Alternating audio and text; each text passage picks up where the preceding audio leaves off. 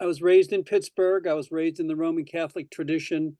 Love was an important part of my life, taught to me by the Jesuit priest when I was in the seminary, and then when I went to Marquette University. I learned all about power from the Industrial Areas Foundation. I met a man named Saul Alinsky in 1972.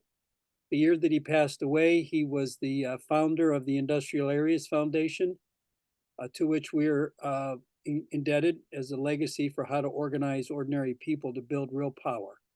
I organized for IF for 10 years in Pittsburgh, Harrisburg, Buffalo, came back to Wisconsin.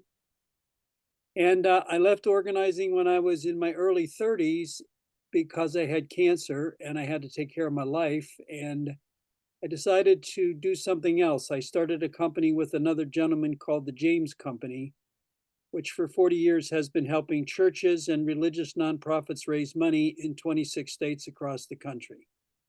We've served 1,800 different clients, mostly congregations, but a lot of them nonprofits or religious institutes or organizations of some kind. And we've helped them raise $1.3 billion.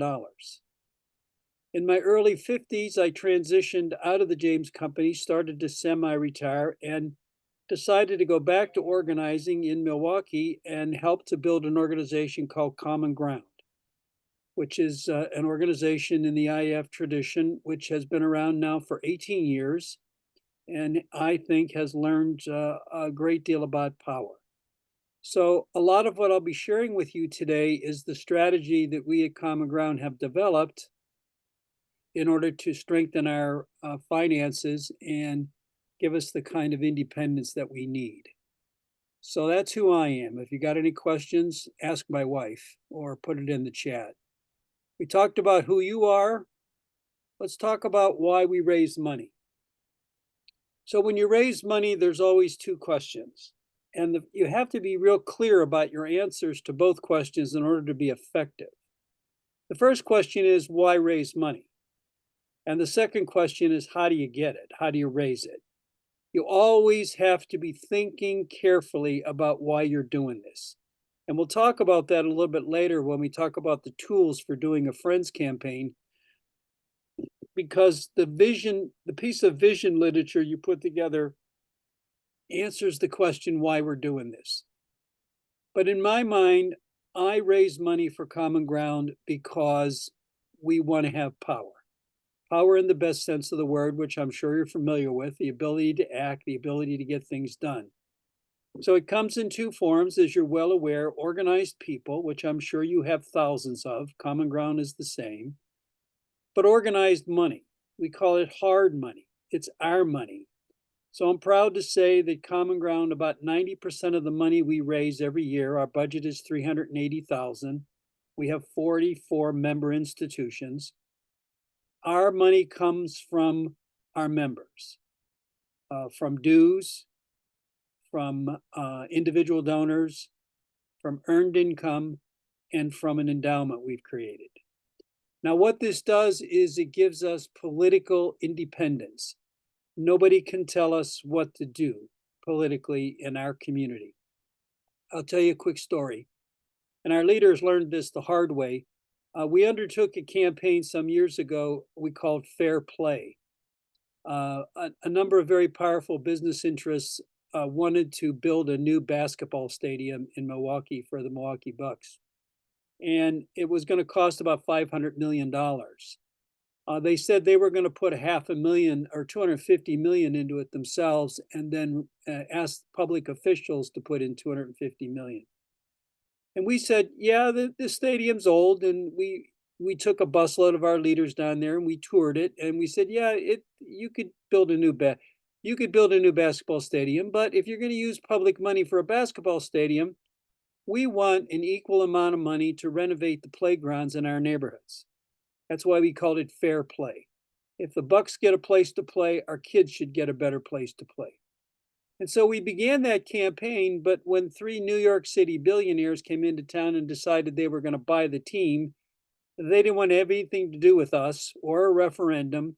They just went around and secured public money by allowing public officials to buy stock in the Milwaukee Bucks. That's how they pulled it off. So we fought hard. We changed our position from fair play to trying to stop public money from being extorted from citizens in order to fund a basketball stadium.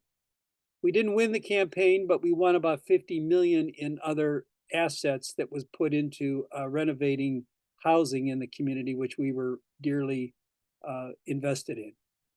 But what it taught our leaders was this: when we started to attack the Milwaukee Bucks sacred basketball arena, foundations in town cut us off, because most of the people that sit on foundation boards were business leaders and they didn't want us messing with their playground. So it was the best thing that could have happened for us. Our leaders learned that if you're going to stay independent, you have to have your own hard money. So here's our strategy at Common Ground. In order to be independent, 30% of our money comes from dues.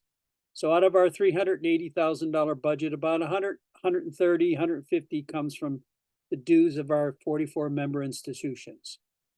30% comes from individual donors. We run a Friends of Common Ground campaign every year, and about 250 to 300 people donate around 130,000 a year. Earned income strategy, I can explain more of this if you're interested a little bit later, but we started our own health insurance company called Common Ground Healthcare Cooperative, and they put in about 30% of our budget every year by sponsorships, by dues, a variety of other ways that they support what we do. And then finally, a number of years back, when a lady who was a strong supporter of ours passed away, she left us $250,000, and we used some of it for seed money for a project, and we used the rest of it. We put it in an investment account. It's now worth about $300,000, and we use it if we need to for projects, or we use the earnings, 5% a year from the earnings, to subsidize our operating budget. But this is the strategy that I've been promoting for the last 20 years inside of IEF affiliates. I've done this seminar now about 50 times, and I've said to folks, this is how you strengthen your organization's finances so that you don't rely on government or philanthropic grants. Now, I'm not opposed to those, but they have a place mainly as seed money for projects. When we started our own health insurance company, which is now a $400 million a year business, we had a $100 million loan from the Affordable Care Act in order to get it started. We're paying it all back, but essentially you had to deal with the government when that happened. So if you keep your government and your grant money to project-based efforts, you're going to be a whole lot better off. This is the money I'm talking about for the operating budget of the organization. Okay, stop me or chime in if you got any questions. Otherwise, I'm going to keep going. I see one hand. Go ahead. Bob, I just want to make sure, this is Erin Hansen, Taylor, Louisiana. Do you mind going back one slide? The money strategy. Yep. Okay, so this builds you to 100% of your budget. Yep. And you're saying 30% comes from dues, which is dues from member organizations. 30% comes from individual donors, which is the Friends campaign. Yep. 10% comes from earnings on a pot of money that you put in a bank account that's earning interest. What's the earned income? Well, correct me if I'm wrong on any of that, but also what's the earned income? No, you got it correct, but earned income is enterprises that you create. So our strategy at Common Ground is in order to build power, we do it in two fundamental ways. First, we challenge existing institutions that have lots of power. Our first campaign was challenging 5 of the largest banks in the world to get them to put up money to correct the debacle they caused in our city for subprime mortgages. That's challenging institutions. The second strategy we have is we create our own institutions in vacuums, in places where power needs to be redistributed, and we can create institutions that are going to have real power. So the story I tell most often is the Common Ground Healthcare Cooperative. I was a small business owner for 40 years. I always struggled to get health insurance. As part of Common Ground, we started our own health insurance company. called Common Ground Healthcare Cooperative. It's a nonprofit insurance company. We insure 55,000 people in Wisconsin. We're the largest insurer of individuals in the state. That's a $400 million a year business, and it employs 100 people. And we've been on the board. We have that relationship. Money from that enterprise, about $80,000 to $90,000 a year, goes back to Common Ground in a whole variety of ways, so that we can support our third organizer. We got 2 full-time organizers. Now we have a third, and then we have a half-time administrator. So earned income can come from enterprises that you create that will spin off money, institutions. We have a tutoring, literacy tutoring organization called Forward Scholars LLC we created. That spins off money to us. We're starting our own workforce development organization. That spins off money to us. So earned income is any income. And if you're in a church, you know this, because churches have daycare centers, they have affordable housing projects, they have other enterprises that are nonprofit that make money for them that they use to spin off into earned income. That makes sense. Thank you, Bob. Okay, Edgar? Yeah, yes, Bob. This, what you have up on the screen now, seems like a strategy that maybe has evolved or matured over the years. But but let's say we're just starting to get into this, and we may not have the second two, the 40% for the earned income and endowment. What would be a good goal initially to start? What percentage of the dues should be and individual donors should be toward our budgets? So Edgar, the truth of how we got to this point was this has been up here. We got to this over 15 years. This didn't happen overnight.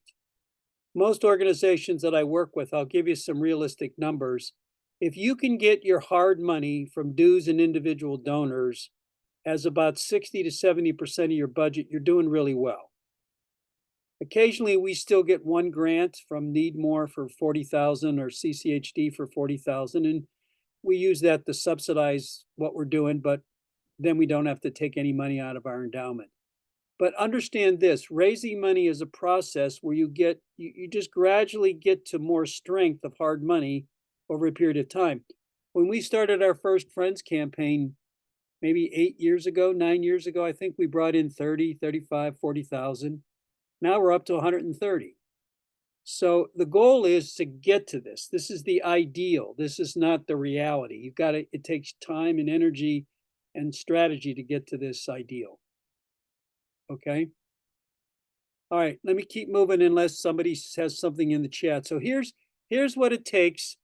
There's 3 things you need to be able to do to effectively run a Friends of Together Louisiana campaign. You need leadership, you need relationships, and you need a good strategy.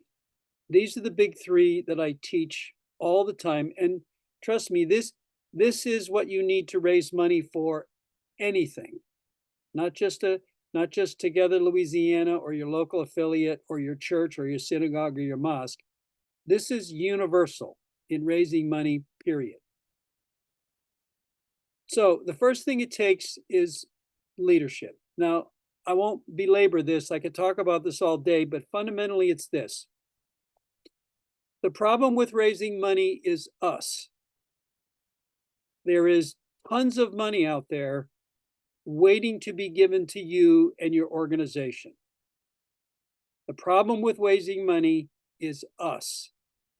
We don't go get it. And the reason we don't get it is because we're fearful. So it takes 2 things that you need to work on within yourself in order to be effective in raising money. The first is you got to have courage, and the second is you got to have self-esteem. I'll tell you one quick courage story because I've learned this deep inside my own soul. When I was 23 years old, I was assigned to build my first organization right out of School of Social Work. And I was working in a neighborhood in Pittsburgh called Shadyside, 20,000 people.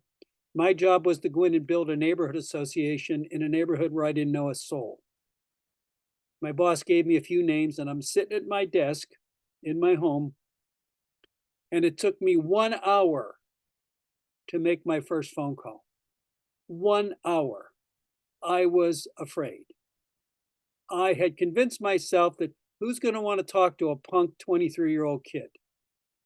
And I convinced myself that most people were going to say no to me calling and asking them just for a meeting to get acquainted. That's how afraid I was. It took me an hour, and what turned it around for me was that I got mad at myself. I got angry. And I decided at that moment in my life that I was not going to live as a fearful human being. That no matter what happened, I was not going to live in fear of people saying no. Which when you think about it is an insane fear, but it's the reality that every one of us has. That when someone says no, you feel like, oh, it's personal, they reject me, they don't like me, I'm not worthy. I made my first phone call. I did 300 phone calls. I did 300 visits. Only one person said no, and they were a jerk.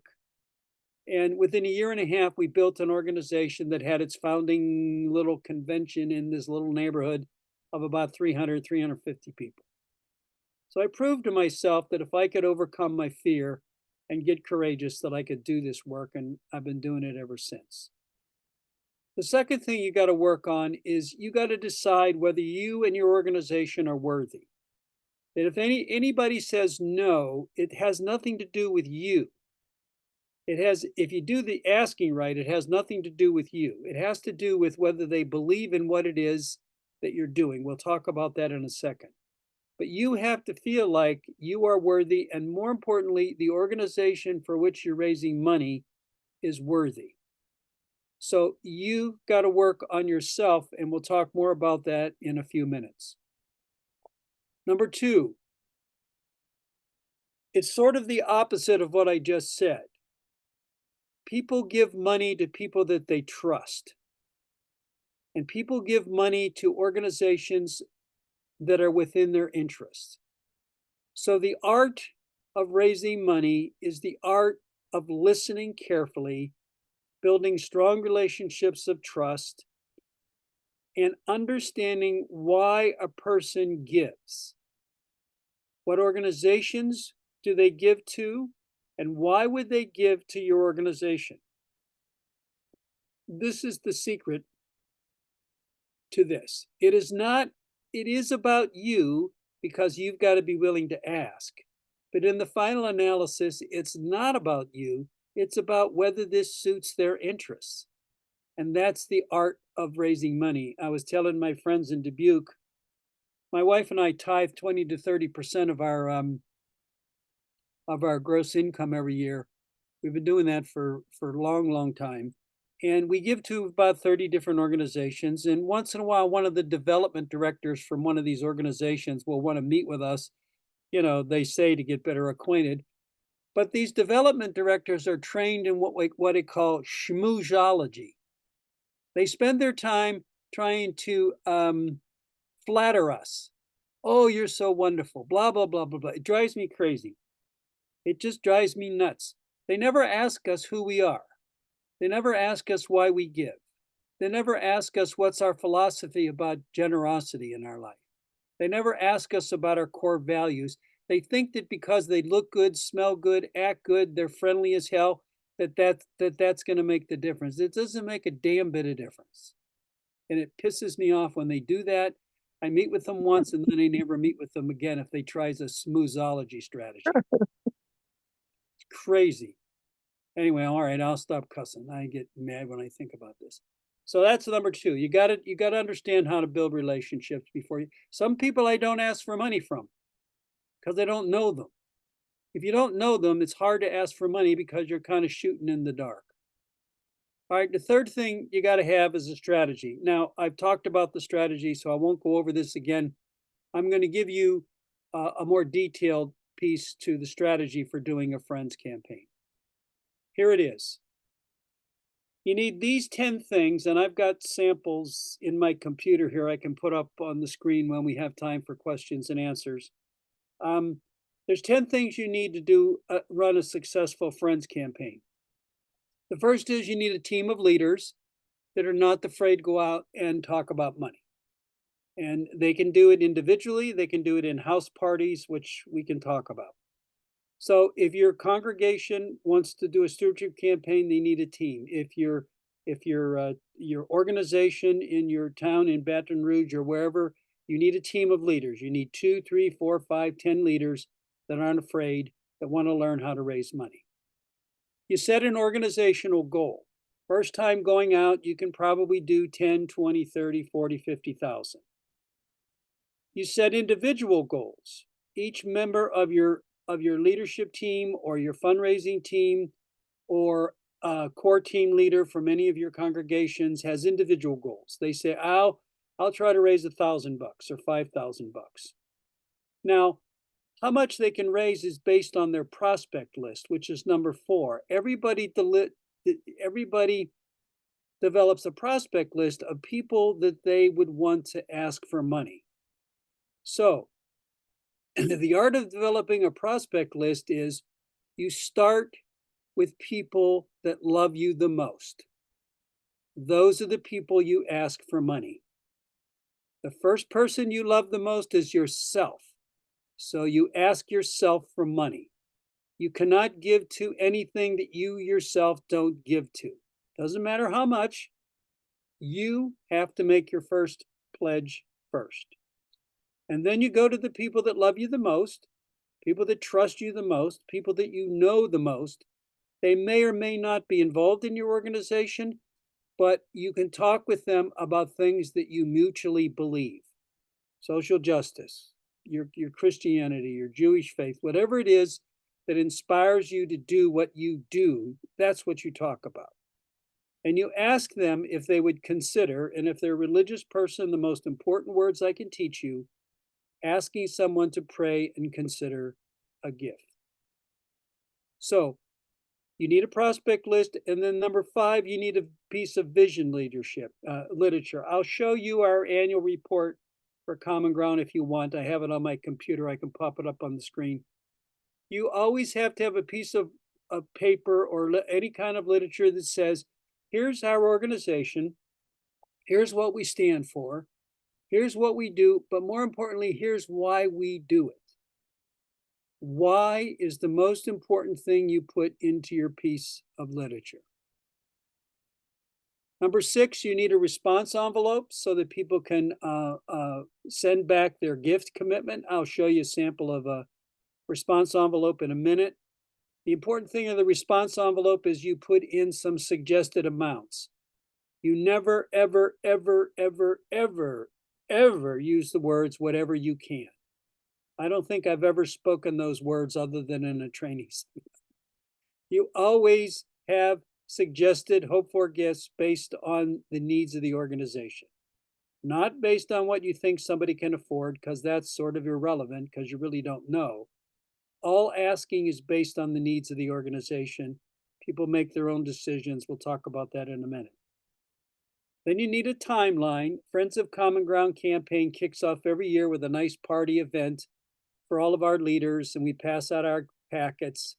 We usually start in September and we go till the end of January, and then it stops. For one-time donors, we do another ask letter in June that brings in $3,000, $4,000, $5,000, because some people want to be asked again in June and twice a year instead of once a year. Number 8, we have packets, which has our piece of vision literature in it. I'll get you in a minute, Brad. It has vision literature in it. It has a hope for gift letter. It has a response envelope. We have a gift giving chart, which talks about the kind of gifts we need. And then we have a hope for gift letter. I've got samples of all of these I can put up on the screen. Brad, did you have a question? Yeah. To what degree does the broader organization scale back its action strategies and activity to create kind of space and time for this from the September to January period? Frankly, we don't, because this has become institutionalized. In the first year, you might want to scale back so that it gets more emphasis. But remember, you're going to do this every single year. And so what happens is once you do it every single year, it gets institutionalized. People in Common Ground look forward to the party. We get about 100 people turning out for the party. It's a lot of fun. We do a big potluck. We thank people. We have some speeches about what giving means in your life. And then everybody takes their packets for everybody that has given in the past, which with a hope for gift letter, reminding them of what they gave last year, and then asking them to pray and consider moving into a new range if they can. And then we have generic packets for new donors that people can go and visit to become involved. But if you do it every year, you can't slow down your issue work for 4 months. It's just a piece of our annual schedule. Everybody knows it, everybody does it. But what happens is it does become easier and easier every year as you institutionalize it. I would say 70 to 80% of the people that give every year, we don't have to go back and do individual visits with them.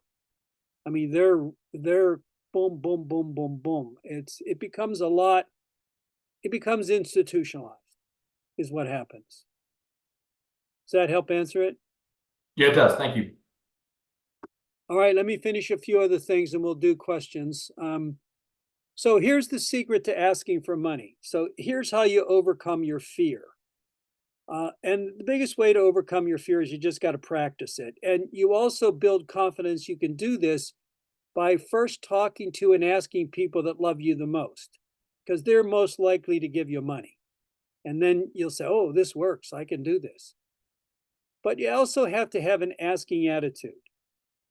First is, please understand this. You're not going to hurt anybody by asking them for money. I've never seen anybody hurt themselves by being generous. I've never seen it. People don't do that. We're not masochistic. You're not going to hurt them. I, in fact, never use warfare terminology in my fundraising. I never use the words, let's go get them. Let's go hit them up. Let's go put the squeeze on them. What that implies is it's warfare terminology, and it implies that people are not generous. People are very generous. People are going to give you lots of money and they will amaze and surprise you. So you have to understand that people are generous. The other thing to please understand is that when you ask somebody for money for your organization, you are in fact doing them a favor for 2 reasons. One, you're giving them a chance to expand their own generosity. The average American only gives away about 2% of their gross income. There's plenty of room for people to expand the generosity of giving. Number 2, you have to believe and you have to know that they're going to give their money to a great organization that you've given to, that you believe in, that you're part of, and that you know knows how to win and get things done. That's what's in your vision literature. Here's why we do it, and here's what we know how to do, and here's what we win. Then you have to make sure that in your strategy, you have the right person asking the right person at the right time for the right amount in the right way. I'll concentrate on the right way in a minute. I've highlighted right person to right person is the person with the strongest relationship of trust and understanding is the person that makes the asks. You can do it in a team. Farmers I was training Tuesday were kind of nervous, and I said, well, just go out in teams and practice with each other, and evaluate with each other. At the right time, sometimes you do not ask somebody for money. So you have to be very conscious of what's going on in their life. There's some kind of event or trauma, or you know how this works. Don't ask people for money if they're in the middle of a divorce or they're in a hospital, and you know this. The right amount is important. The minimum we ask for on our response envelope is about $100. Our average friend gift is about 300. But you can vary that based on the organization, but you never, you don't start talking to people about 10, 15, 20, 30 bucks, raffle ticket kind of stuff. It'll take you forever to raise that kind of money. You got to ask bigger and think bigger, and people will make their own decisions. On our response envelope, there's always a line for other. I've had people, there's this one older lady from one of our churches. Every time we send her a request to give, she writes us a check for $10 and sends it back. God bless her. She does it every time we do it. Now let's talk about the right way. All right. So what people worry about when they ask people for money is that they might get mad at them. Here's the only mistake you can make.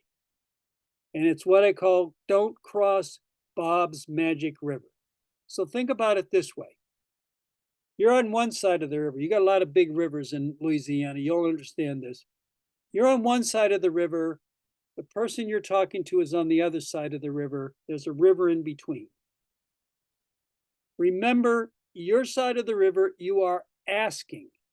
Your job is to ask. Their side of the river is, their job is to decide. The only mistake you can make is if you cross the river or try to cross the river and decide for them. Do not decide for them or try to. So here's the mistake. And I made this mistake, so I can teach this. My business partner and I were raising money for a church in Eau Claire, Wisconsin, about $500,000 to renovate the church. And the pastor, Father Bill Matzik, said to us, "Well, don't, as part of this campaign, don't go ask Mary Smith, my housekeeper, for money." We said, "Why not?" And he said, "Well, because she's on Social Security, she's an older woman, and we don't pay her much." So we said, okay, we won't talk to Mary Smith. Ran the campaign, a lot of excitement, a lot of enthusiasm, a lot of volunteers. We raised, I don't know, $600,000. And on the Monday after the commitment Sunday, we're in Father Bill's office and Mary Smith walks in the door. And she wasn't very happy. But I heard her say to him, I went into the other room and I heard her say to him, "Father Bill, nobody came to me to talk about the campaign to renovate the church." And Father Bill goes, "Well, Mary, you know, we don't pay you that much. And I know you're on Social Security and blah, blah, blah, blah." She looked him right in the eye and she said to him, "Who are you to decide for me what I can and cannot do with my money? I've been in this church all my life, 80 years. Nobody tells me what to do. This is my church. Priests come and go. Who are you to decide for me?" She was hot. She grabbed a pledge card off his desk. She filled it out, $300 for 3 years, $100 a year for each of the 3 years. She died a year and a half later, and her daughter came in and wrote a check and fulfilled her pledge. So Mary Smith taught me this: never listen to a priest. I've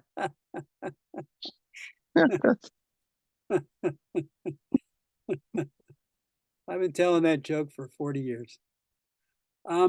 And it's true. It's a true story. I'm not making it up. This priest made the mistake. He got drowned in the river. Why? Because he decided that Mary couldn't give. He made a mistake. He made an assumption about Mary that he had no right to make. And we listened to him. The same thing happens if you are visiting somebody that you think has a lot of means. And well, they can give. Don't make that mistake. You don't know what people are giving to. You don't know if they've got an elderly parent that they're paying for their nursing home. You don't know. Don't assume that people can give, and don't assume that they can't give. Your job is to ask. Their job is to decide. The only mistake you can make is not asking. And the only other mistake you can make is making assumptions. You make assumptions when you use the should words. I never should all over people. You never say to people, you should give, you better give, you must give, or you're going to hell if you don't give. That's wrong. That won't work. People are generous and they'll give if you ask them. All right, I'm done. Question time. I can go back through any of this. I can emphasize anything that you want me to. I've got some other things I can put up on the screen that shows you some of what I'm talking about on the 10 things that you need to run a good friends campaign.